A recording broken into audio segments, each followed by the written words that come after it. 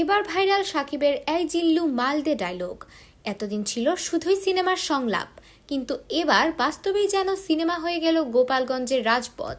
গতকাল জাতীয় নাগরিক পার্টির অর্থাৎ এনসিপি সমাবেশ ঘিরে গোপালগঞ্জে দেখা যায় ধাওয়া পাল্টা ধাওয়ার উত্তপ্ত পরিস্থিতি। ঠিক সেই মুহূর্তেই ভাইরাল হয় একটি দৃশ্য। একজন পুলিশ সদস্য গলায় রাগ আর উত্তেজনা মিশিয়ে বলে ওঠেন, দে টিয়ারসেল দে, এই দে। আর এই ডায়লগের সাথেই মিলে যায় বরবাদ সিনেমার শাকিব খানের সেই ভাইরাল সংলাপ, এই জিল্লু মাল দে।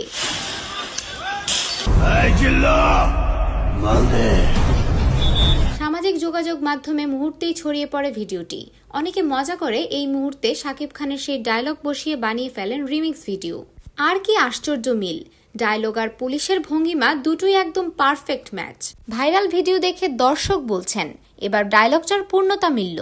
এমনকি বরবাদ সিনেমার পরিচালকও মজা করে শেয়ার করেছেন এই মজার ক্লিপ। বলছেন শাকিব খানের ডায়লগ এখন শুধু সিনেমার না, বাস্তবেরও হয়ে গেছে। আসলে বাস্তব যখন সিনেমাকে ছাড়িয়ে যায় তখনই তৈরি হয় ভাইরাল মুহূর্ত।